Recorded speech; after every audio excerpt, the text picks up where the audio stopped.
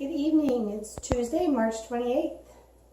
And today we're going to be again using two angel decks. Must still be that time. I can definitely feel the shift in the energy. In many ways it feels like it's spaced out and giving us a little more breathing room. In other ways it feels very isolating and disconnected. So it's an interesting mix to me. A little bit less chaos, but a little bit more perhaps deeply emotional or painful in some ways. So the two decks we're using is Archangel Gabriel and then the Angel Oracle cards, which we did use yesterday.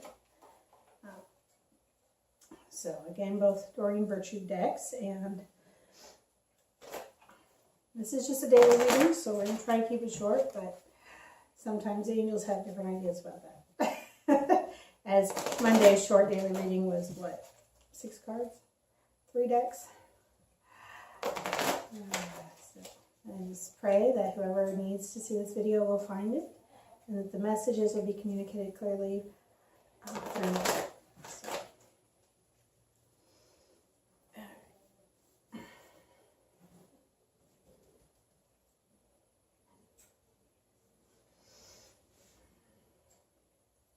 All right. Now those are stuck together.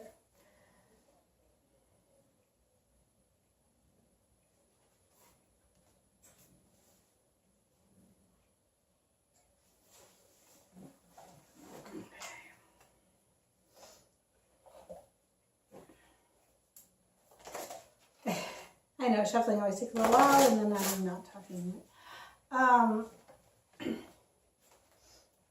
The other thing I've been noticing is there's a lot of messages about what I would call active meditation, walking meditation, drawing meditation, whether it's doodling, automatic writing, where you just turn off your brain and you let whatever words flow down onto the piece of paper. I'm always skeptical of that one, but then when I sit down and do it, it really does work that way.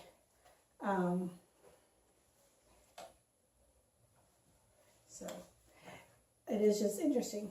But regardless, it's not so much sitting still and clearing your mind, although that's rarely a bad thing. But it's more the meditation of being out walking, moving your body, using your creativity a little bit, through doodling or writing, like I said, automatic writing. I suppose even cooking meditation, I'm seeing that a little bit.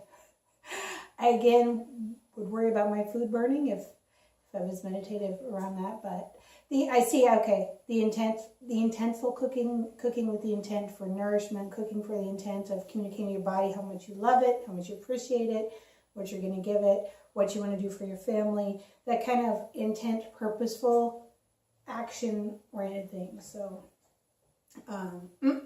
I see really clearly that that's really important for people right now to know that they can have that connection with their higher self, with their inner voice, with God, through all those different kinds of mediums, and that right now the body wants validation. So that's why walking, drawing, writing, cooking, all those things. So, all right, the first card we got is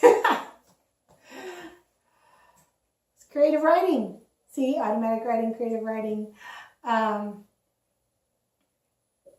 Yeah, and really, I see it's not so much about thinking of a story that you want to tell, but rather letting the story come to you as you're writing. Although some of you may have an idea that you've been percolating, that's about getting that out and onto paper or into the computer, probably more likely into the computer. Anyway, out of your brain. So creative writing, and I find it very interesting that the angel that came up on this is Archangel Gabriel, which is also the deck we're using, which 2 cards came out of. So just to read off of this, it says, make time to write down your thoughts in a journal, or pen an article, or write a book. So it could be journaling as well. Maybe it's not creative storytelling, but Anyway, that's the first card. Yeah, Law of Attraction. We've seen this card come up before. In fact, the only other time I've used this deck, I believe this card came out. And again, Law of Attraction is very simply wherever your thoughts are, both consciously and even subconsciously with the stories we tell ourselves. I recently will find myself thinking about something I want to do, and almost immediately the thought that pops up that I'm working on changing, but almost immediately the thought that pops up is, too bad I don't have enough money for that. That would be so cool if. And those kind of stories that we catch ourselves telling in the back of our mind subconsciously or reacting to our conscious thoughts, they really do affect what comes into your life. So, and when we're thinking about what we want, it's very important to think about what we want. You can start with what you don't want, but make sure when you're really grounding that intent or really visualizing or praying about it, that you're only including the aspects you want. If you include the aspects you don't want, unfortunately, that energy of what you don't want sneaks right in there with it, because everything is an energetic vibe. And so when you're thinking about what you don't want, your body's actually matching that vibe, that vibration, that energetic frequency of those things you don't want. So that's why it's very important to, like I said, you can start there, but really when you're grounding what you want, to really make sure that you're matching that vibration of only the things you want, and also how they make you feel, is a big indicator. Because if you're thinking about things you want and all you feel is constriction or fear or worry or like you can't have it, that doesn't do very much good either. It's a start, but it's really about noticing how your body feels while you're thinking about things and thinking about things you want, and keeping your thoughts focused on what you want for yourself. And when you find things that you don't want, you can even blow them up in your mind or say cancel, or you can say, God, take this away from me. Those kinds of things. And the third card is stay true to yourself. This is about authenticity. Again, about knowing what's real for you, what's true for you.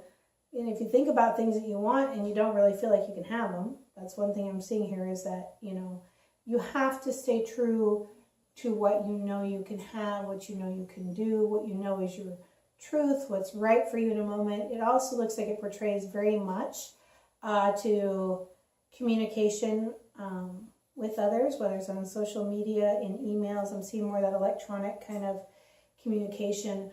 If you see something that's overly dramatic or overly triggers something that you don't like emotionally, things that make you angry, it's about being less reactive and yet staying solid in your integrity, not jumping on a bandwagon or not pretending pretending that you go along with somebody. It's about staying true to who you are, being authentic within yourself, and really staying grounded that way, which comes back to that